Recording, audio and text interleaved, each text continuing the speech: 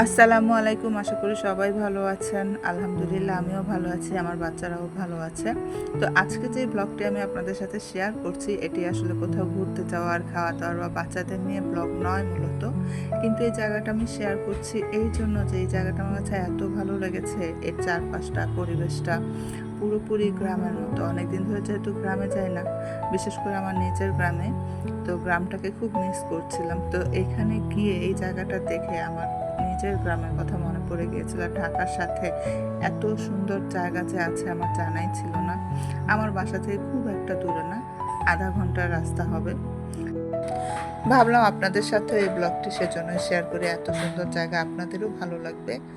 আমরা সেখানে যেতে যেতে আসরের আজানটা দিয়ে দিয়েছিল, তো এই জায়গাটা আমরা একটু ঘুরে দেখার পরে ভাবলাম আশেপাশে কোথাও নামাজটা পড়ে ফেললে ভালো হয়। তো এই সময় একজন মহিলা এদিক দিয়ে যাচ্ছিলেন, তাকে বলাতে সে খুব খুশি হয়ে গেল এবং বলল আমার বাসা সামনেই আছে, আপনারা ইচ্ছে করলে গিয়ে নামাজ পড়তে।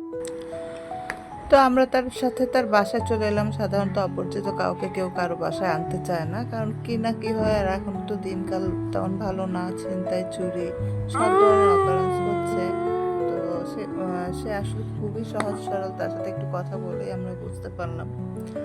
আমরা সেখানে গিয়ে বেশ কিছুক্ষণ প্রথমে একটু বিশ্রাম নিয়ে পরে ধীরে নামাজটা পড়ে তার সাথে কিছুক্ষণ গল্প গুজব করি। তিনি ওই জায়গারই স্থানীয়, এটা তার নিজেরই বাড়ি। এই যে আমাদের সেই আন্টি, তো নামাজের পরে সে আমাদের কোক দিল, আর তার বাসায় পিঠা বানানো ছিল, কাঁঠালের পিঠা। আমি কখনো কাঁঠালের পিঠা খাইনি, সেজন্য আমিও একটু খেয়ে দেখলাম কাঁঠালের পিঠা কেমন। আর এই ঘরে এসে আমাদের দুই ছেলে মেয়ে তো হুলস্থুল শুরু করে দিয়েছে, চিরাচরিত নিয়ম, দুষ্টামি। এরপরে আমরা বের হয়ে গেলাম আন্টির বাসা থেকে। তো আবার সেই জায়গাটা দেখতে যাব আমরা, কারণ তখন আমরা খুব একটা সময় পাইনি, নামাজের সময় চলে যাচ্ছিল বলে আমরা এদিকে চলে এসেছি।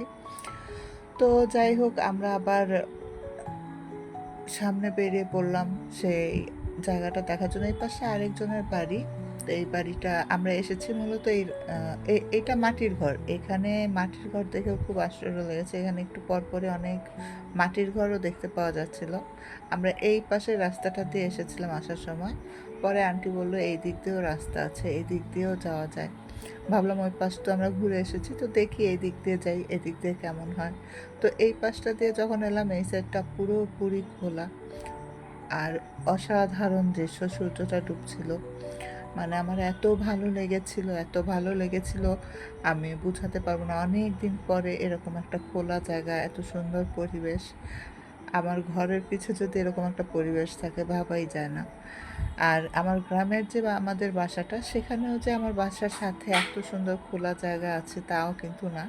আমাদের গ্রামের বাড়িটাও অনেক, মানে অনেকটা শহরের মতোই, কিন্তু এই পাশটা একদম খোলা। আমার অনেক ভালো লাগছিল।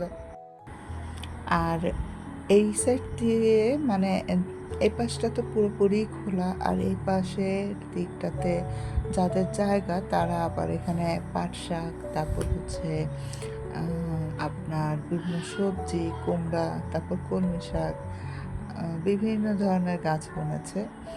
তো আন্টি বারবার বলছিল আপনারা নিলে নিয়ে যান, যেহেতু বাচ্চা ছিল তাই আর সবজিগুলো নিতে রাজি হয়নি। আর প্রকৃতি, আসলে পরিবেশটা এত ভালো লাগছিল। আপনারাও একটু শুনুন, এখানকার পাখির ডাক আর নীরবতা আপনাকেও মুগ্ধ করে দেবে।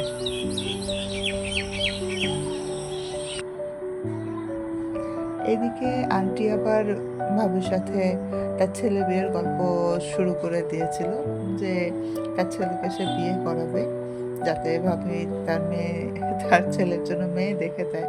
তো ভাবিকে দেখে তার খুবই পছন্দ হয়েছে, বোঝা যাচ্ছিল। বারবার বলছিল আপনার মেয়ে আছে কিনা, আপনার মেয়ে থাকলে আমার ছেলের সাথে, মানে সে ইনিয়ে বিনিয়ে যেভাবেই হোক বোঝাচ্ছিল তার মেয়ের সাথে তার ছেলের বিয়ে দেওয়ার বিষয়। তো ভাবি বললো যে আমার মেয়ে আছে, কিন্তু বয়স অনেক বড় হবে আপনার ছেলের চাইতে। তো আন্টি কোনোভাবেই সেটা মানতে রাজি না, সে বলছে না এত বড় হবে না, আমার ছেলের চাইতে ছোটই হবে। তো যেহেতু আন্টি জানে না আসলে তার মেয়ে কত বড়, কিন্তু ভাবিকে দেখে তার মনে হয়েছে হয়তো তার এত বড় মেয়ে নেই, বিয়ে দিতে চাচ্ছে না, সেজন্য বলছে। তো বিষয়টা আমার কাছে খুবই মজা লেগেছে। আর আন্টি আসলে সত্যিই খুবই সহজ সরল, একদমই গ্রামের মানুষ যেমন সহজ সরল হয় তেমন। তো ভাবি তার সাথে খুব সুন্দর গল্প করছিল, আর আমি এদিক দিয়ে চারপাশের প্রকৃতি উপভোগ করছিলাম, ছবি তুলছিলাম আর ভিডিও করছিলাম। এভাবে দেখতে দেখতে ভাবি যে জায়গাটা নেওয়ার কথা ভাবছে, সেই জায়গার মোটামুটি আমরা কাছাকাছি চলে এসেছি। সে জায়গাটা আবার আমরা একটু দেখে তারপরে সেখান থেকে মানে ভাবে নেবে কি নেবে না আলাপ আলোচনা করতে করতে মোটামুটি আমাদের সময়টা সুন্দর কাটছিল। আর ওইদিকে তো আন্টি আছেই, আন্টি সারাক্ষণই ভাবির সাথেই গল্প করে চলেছিল তার ছেলে বিয়ে দেওয়ার জন্য। আর এই পাশটাও ঠিক আগের মতোই, আন্টির বাসার পেছন সাইডটা যেমন খোলামেলা ছিল একদম রাস্তার সাথে, এই পাশটা একদম খোলামেলা সুন্দর, পুরোপুরি গ্রামের পরিবেশ যেমন হয় তেমন। তো মন চাইলে আপনারাও কিন্তু ঘুরে যেতে পারেন। শুধু তো আমরা দূরে দূরে ঘুরতে যাই, আসলে আমাদের বাড়ির কাছাকাছি অনেক সুন্দর সুন্দর স্পট আছে, সুন্দর সুন্দর জায়গা আছে ঘুরতে যাওয়ার জন্য। যদি কোনো আত্মীয় স্বজন থাকে কাছাকাছি সেক্ষেত্রে ঘুরতে পারেন।